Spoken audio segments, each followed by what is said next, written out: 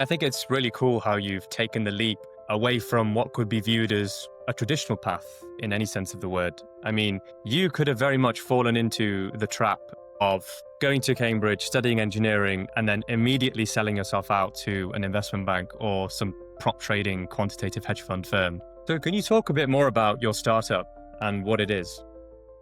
Andrew, I've known you now for around 15 years, and I remember vividly one time in year 10 maths, we used to play Countdown with our maths teacher at the end of the lesson.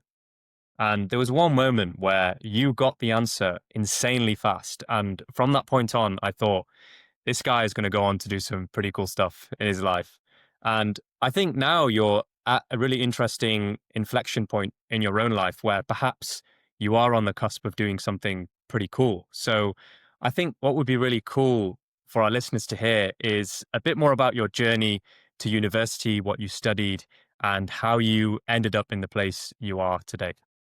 Yeah, that's crazy, isn't it? That we've known each other for that long since I remember just starting school, like when we were 11 years old, and then seeing each other off when we left, I guess we left school, and then now we're adults, keeping tabs on each other, on LinkedIn, for example, just seeing like all the cool stuff we're doing, and the people you used to mess around with, and but obviously you learned from when you were at school, and now you're doing great things. Um, yeah.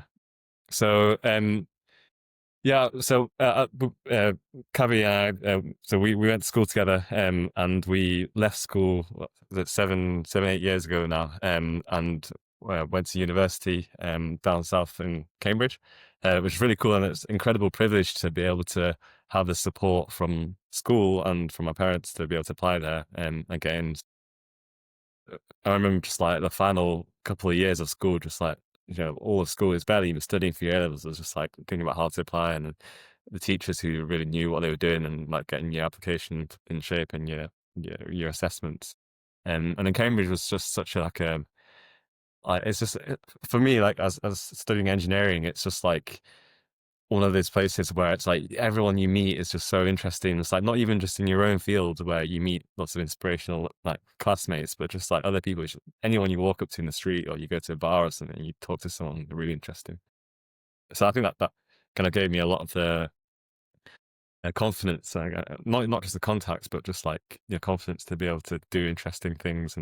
And since then, I've done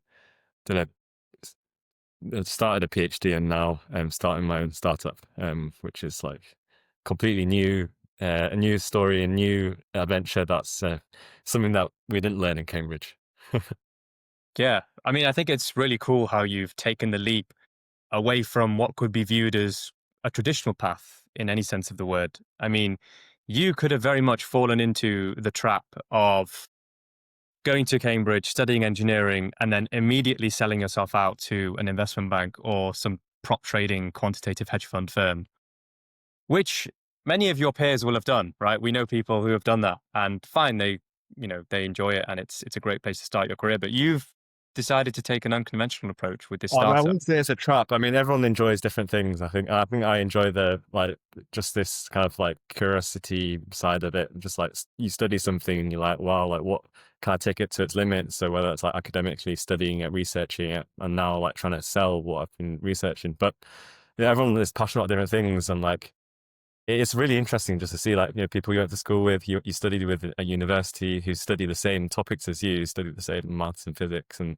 they turned out to be wildly different people, and that's respectable. And we still you still see your mates, and you chat as if it's like you're still in school, and you might be on completely different salaries, different career paths, but it's still you still have that same background. So, can you talk a bit more about your startup and what it is?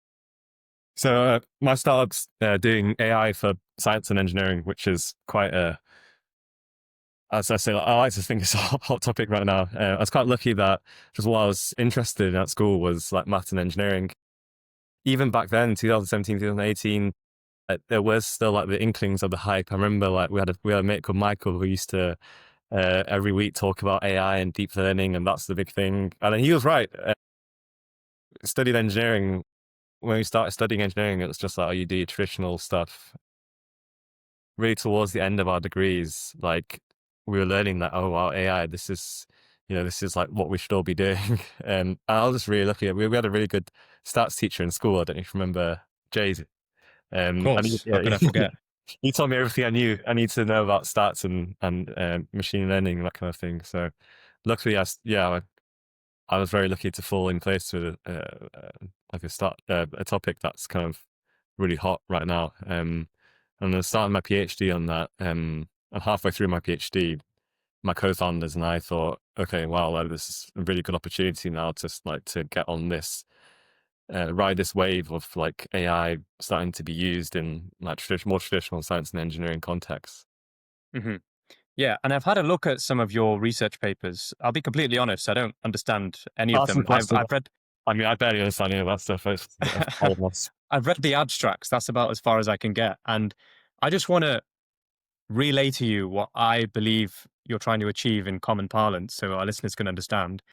You're using AI to solve the problem of inverse imaging, which, correct me if I'm wrong, is where you have raw data, whether that's the data from medical equipment like an MRI scanner, and you're using an algorithm, an unstructured algorithm, if that's the right word, to piece together the data to form the image, for example, of the brain. Yeah, yeah. Now, that is literally all I understand. Yeah, I'll give you the pitch, and that's really impressive because I remember when I started studying this stuff for my PhD, I had to sit down with my mates in the pub and just like explain for them for 2 hours and to like, well, what do I do? Yeah, quite like credit to them, they still know what I do and they've told their parents and stuff, and they can just about relay it to me. So what I do is I work in imaging. And imaging is a really cool technology that you don't really see day to day, but imaging is anytime you take a photo with your phone is doing imaging to produce an image that you see with your face. But it's not just your phone, like satellites do perform imaging. Satellites are taking sensor measurements data of the Earth, for example, and telescopes are taking sensor data from the sky. Even when you go in like medical, you say like an MRI machine, you lie there, the thing spins around you. It's not taking a picture, it's taking measurements.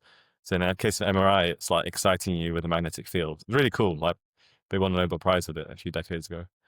But then you have to reconstruct the image from these measurements. And this is an image that gets presented to you or the radiologist or the physicist or the astronomer, the microscopist.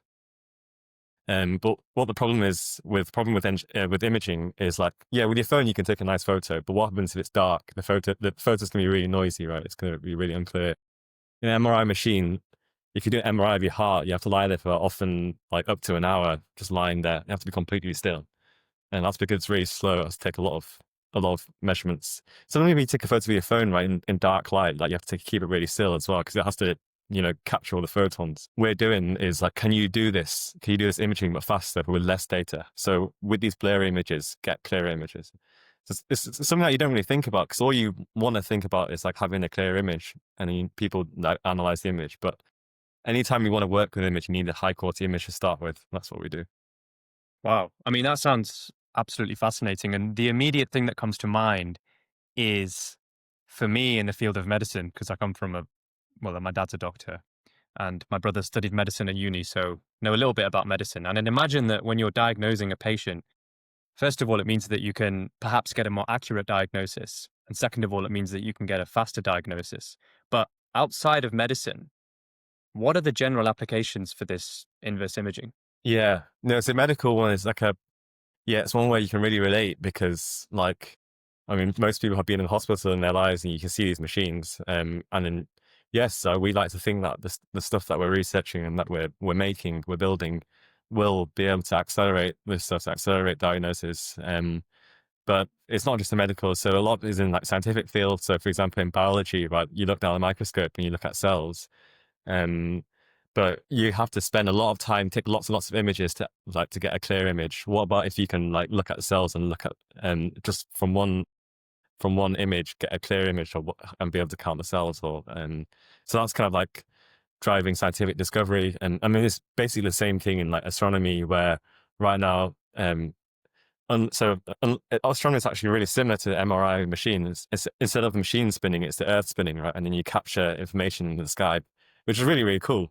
And what about if you can discover stuff in the sky faster? Yeah, so it's really cool. It's kind of really interesting because like it's a field of AI that's like really tied with maths and engineering. So like a lot of the time when I wake up and like start working, I'll be using like mathematical concepts which we learned like early on in university, even stuff that you learn like in further maths at school, just things like, I don't know, statistical tests, all these things that I don't want to bring back these old memories of, like linear algebra, calculus, that kind of stuff. So it's a fun field of AI to be in. Yeah. And the actual process of assembling the data into something intelligible, what does that look like from a mathematical point of view? Because I think what would be very interesting for the listeners of this podcast is if they could get a flavor of the type of engineering or the type of mathematical analysis that underpins what you do, so that Yeah, you can inspire them and maybe they can do their own research into it. yeah, yeah. No, that's really interesting.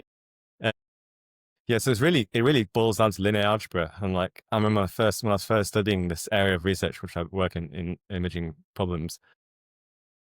Yeah, I was like, wow, this is all this linear algebra that I've forgotten. So the idea is that if you have a clear image, when a measurement is captured of it, so let's say your clear image is a vector of length, certain length, but then what you capture in a sensor is a smaller vector because you capture less data. So if you think about it as in terms of linear algebra problem, you go from your x to your y via a matrix A, and an A, because x is a longer vector than y, A is going to be a rectangular matrix. So it's going to have more, well, depends which way you define it, it's going to have more columns than rows, or more rows than columns. And the problem with that is that if you try to invert this, which literally this is like in the A-level maths curriculum, if you try to invert this matrix, it's not possible. It's infinite solutions.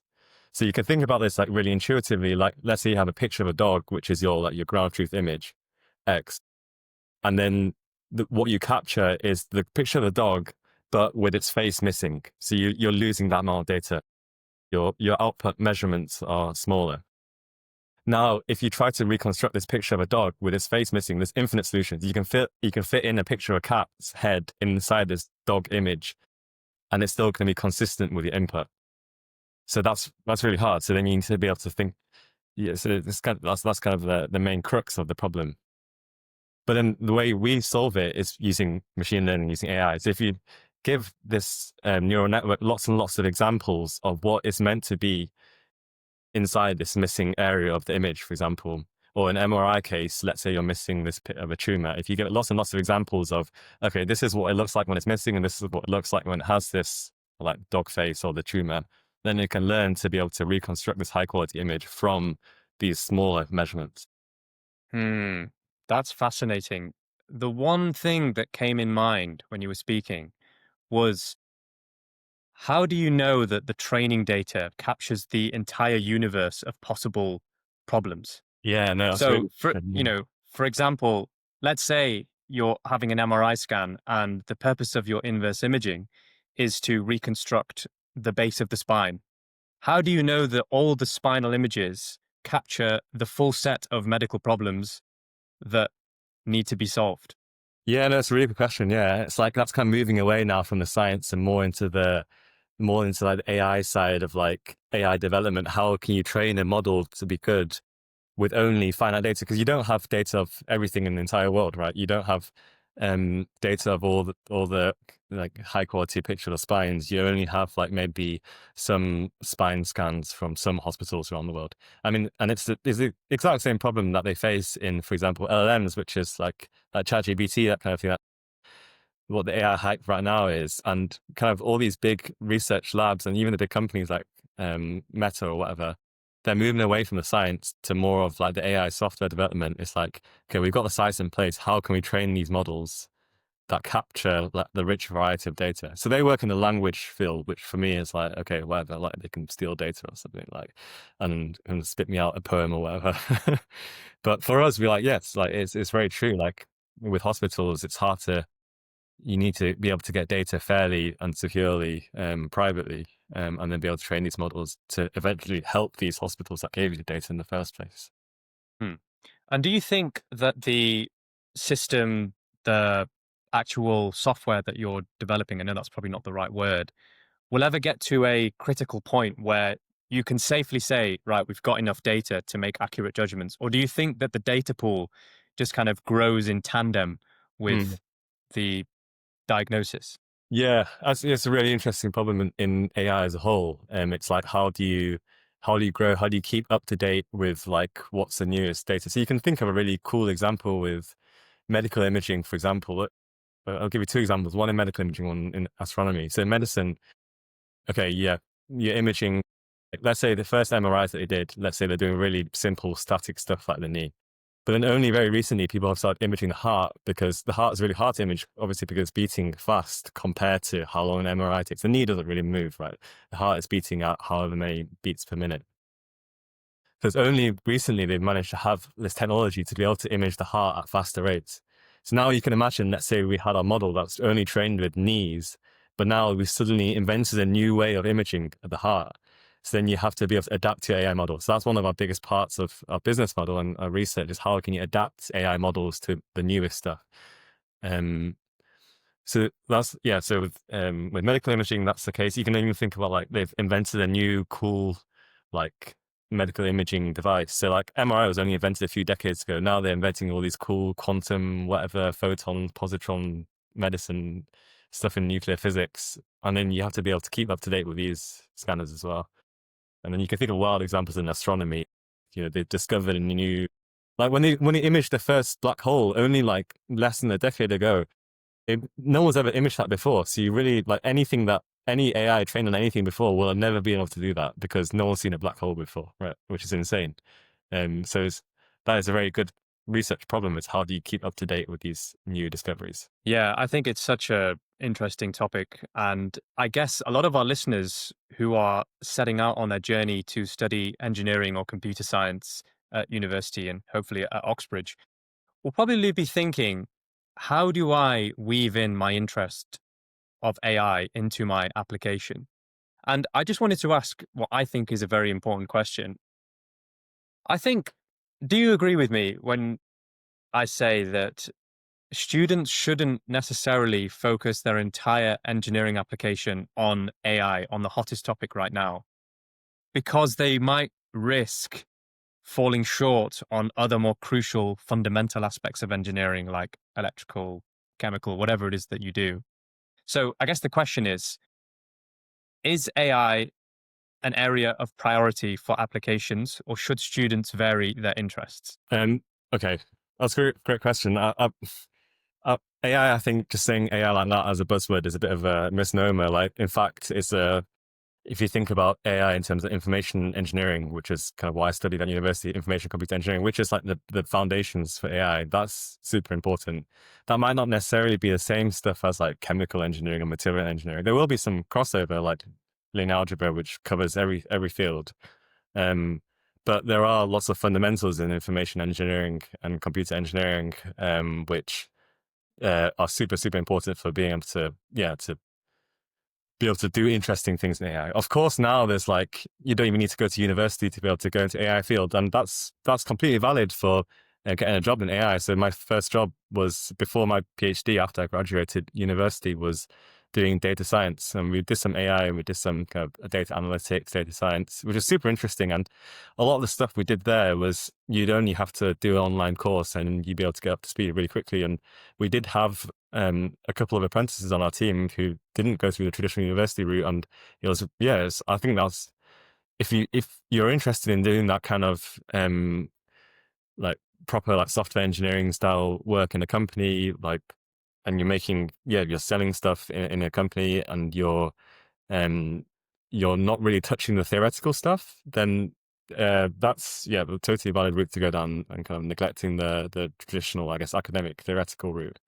Um, but I do think that when you go down that route, you have to do a lot of self-studying if you don't have the background in the more theoretical concepts. If you want to go into kind of the more detailed stuff, so you can perfectly like have a career like that, and you can have launch a career early, don't go to university, um, and then you can even if you have like this business-driven mindset, start a business. But there will be like a limit of kind of the topics that you'll be able to target in the kind of stuff you'll be dealing with in your career. So, for example, with our startup, we're very much so in this deep tech area where our product is heavily grounded in breaking, cutting edge tech, which is like, coming straight out of research. And kind of the people that we want to hire for our startup will be people that will have this background of knowing all this maths and engineering, just be able to, keep up, you know, keep up to date with the conversations, because a lot of times you have these conversations and you forget that there is a whole host of like mathematical foundations, which I mentioned earlier, like, you studied in school, but you also study in university. And that is not to glorify university degrees. Like, there's a lot of crap they teach you that is not needed.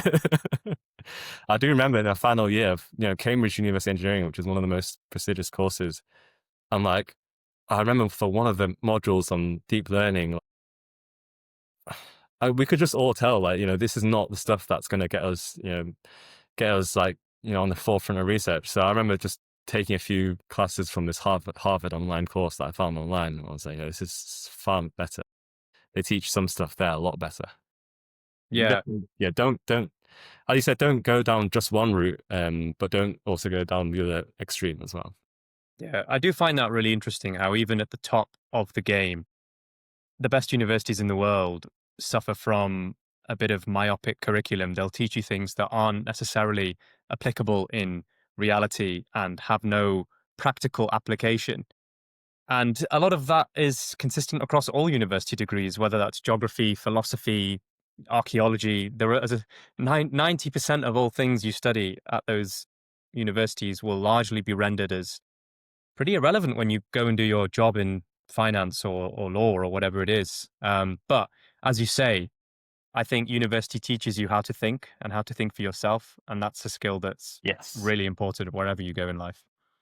Yeah, definitely. Yeah. What another thing to add, that there's, especially for engineering, I think it's quite a special thing about engineering, which is really cool, is that there's a lot of stuff you can do in your free time that school won't necessarily teach you, but that will definitely be really helpful for your career and for studies and just for general interest. So, for example, like coding is something which you can just learn. Anyone can learn coding at like just with a PC, right? Anyone can start coding, and then coding is still like a very, being able to code is a very in demand skill across almost all domains.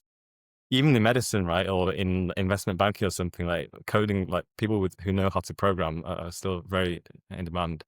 And it's not something they necessarily teach you in school or university, but it's something that you can really get started with yourself. I'm struggling to think of other domains where you can really get a head start in your free time.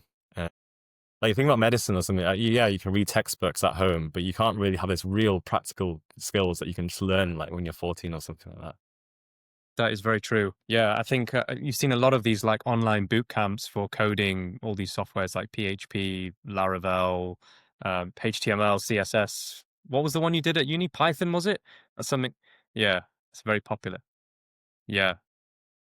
So, on the topic of engineering applications in particular, would you mind giving a high level picture of what an engineering interview at Oxbridge looks like? Yes. Um, Um, yes, it's not kind of what engineering interview at Oxford is not something that is immediately follows on from like your standard school studies of like A levels or something, like the way you normally study it. Um, and that's kind of what I remember when I was a mentor and tutor for the Oxford Launchpad. That's kind of one of the most important things I told my mentees. And a lot of those mentees as well they just didn't have the resource at their own schools where, for example, teachers who know the process to teach them that, which, well, I mean, that's why I think the Oxbridge Law is great for that kind of thing, to be able to share your experience. There are definitely a lot of things to work through that I can't say everything now, obviously, but it's just like being able to think outside the box. A lot of it you can't necessarily train for. You can do like prep questions, and like there's plenty of resources online for doing problems in the field that you're applying to that go beyond the scope of your stuff that you study available. Not necessarily in terms of content, not necessarily like more concepts that you've not been taught at school, but just like going deeper, like testing your understanding of things. Because it is true that you study lots of things at A level in the curriculum that are defined in the curriculum, but you were like to really like go deep and like test your understanding of it is another level. And I think they really want to test you with that. And I think it works quite well. It's quite a fair assessment because like if you don't get in, if you don't get accepted after the interview, that's okay. So you probably won't enjoy that style of teaching. And that's kind of just what, well, I can speak for Cambridge Engineering, at least that's what it's like there. Like, you know, the style of teaching there when you get there is they really want to test your understanding of these concepts. And it's perfectly fair enough if that's not what you're tuned to do, or that's not kind of your style of learning. And then there's plenty of people who are obviously very, very successful, who don't go through that system and who don't have that, just that mode of learning, I guess. But it's just very much so this idea of like really testing you. Like, do you understand this topic? Can you use this concept that you learned and think outside the box with it? But as I said, there's lots of online resources. I remember that I used 4 years ago with my mentees with the Oxford Launchpad, and I'm sure there's lots and lots of nice new resources now that I can help you get started with that. Hmm. As far as I understand, an engineering interview is very much grounded in a stimulus response type question. So you're given something that builds on the principles of maths, physics, further maths at A level, and the interviewers themselves will probe you and push you deeper and deeper into the answer. And Yes. so, with that logic in mind, is there any chance that you could give an example of a question of something that they might ask? Yeah, I mean, just thinking back to my interview, I think my interviews, I think my interview went well, but in that the interviewers that went on to be my supervisors, they were really great people. You know, they weren't trying to trick you or something. They're really trying to, see, not will I let this person into my university? It's like, will this person enjoy this mode of studying? So just one example was like, I remember plotting graphs. We had to plot graphs a lot. Now, I don't know how students plot graphs now. Everyone's got these, they can do it online, right? But we had to do it by hand, plotting graphs. And it's like, how do you plot the graph of y equals sine x? I was like, okay, I know that. That's what they taught us in textbooks. And then gradually they were asking me just slightly more complicated, how do you plot y equals sine squared x? I was like, okay, I just about remember how to do that. But then they asked me something else, which is slightly more like, graph plotting is a basic concept they teach you in maths, but then like, can you plot this more advanced graph? And I tried to do it. I didn't get it correct, but they were like, oh, why do you think it's not correct? Or why do you think it's like that? Why do you think it's like that? And that's really testing you. Like, can they understand? Can they like deduce why this is like kind of form these steps to be like, okay, based on the theory of what I think about this graph, this is what it should be like via these steps. And which is not, they don't have these questions in your A levels, do you? Yeah, I think it's always a very positive sign when you get to a roadblock in an interview. And I think people often think that I've messed up, when actually it's a very good sign that the interviewers believe that you're someone that has potential to push a problem further.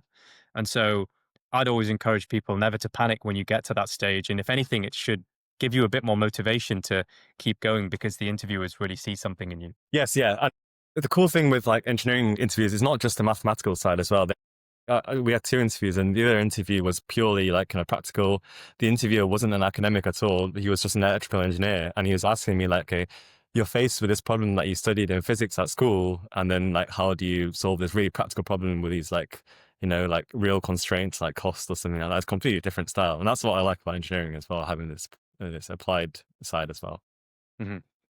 I just want to wrap up with one or two small questions. I think what would be helpful for our listeners is, what are the hottest topics in engineering right now, excluding information engineering and AI? Because I think that's, I wouldn't say a bubble because I know nothing about it, but there's certainly a lot of hype around it. Everywhere you look on social media, it's all about AI. So, what are some other areas, some evergreens that students can focus on?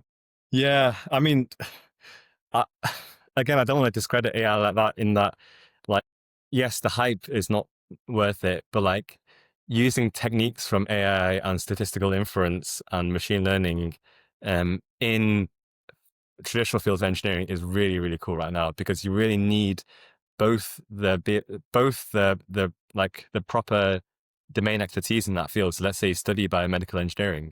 And like, I really do envy people who did study biomedical engineering, because like I go and talk with a medical company and I know only a very surface level about how biomedical engineering works, and like how magnetic fields interact with hydrogen like protons in the body. I know very little about that. Whereas like someone who studied biomedical engineering will know a lot more about that.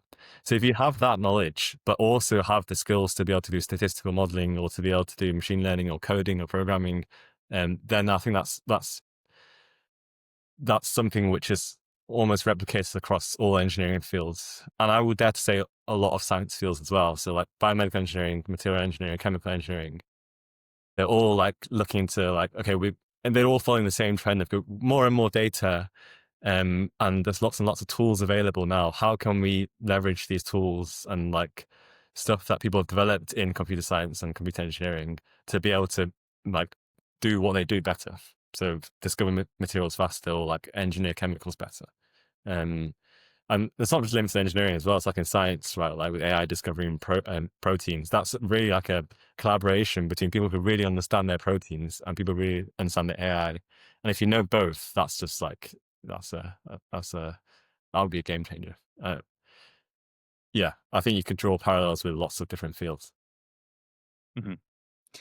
And if you were to go back to your 17-year-old self, what advice would you give him? Yeah, that's a tricky one. I say don't shut doors too early. I think like don't like think about like it's a different thing between like not having the opportunity to do something and hopefully now in the field that there's more opportunities to be able to circumnavigate these barriers. But like if you're self-imposing a barrier saying I won't do this, then that's something I would tell myself not to do. So I do remember after I graduated, well, firstly when I graduated, I was like, I'm never going to get a job because I'll just do a PhD or something because like, job was too scary. And I got a job and it was really fun. Now I was in my job, I was like, I won't do a PhD because a PhD is too boring. Anyway, I ended up doing a PhD and it's really fun. And I remember like, I know this wasn't just when I was 17, but it's kind of like the way I've thought and now maybe I'm trying to change a bit. Like halfway through my PhD, I was thinking like, oh, what should I do after my PhD? Oh, I'll never do entrepreneurship.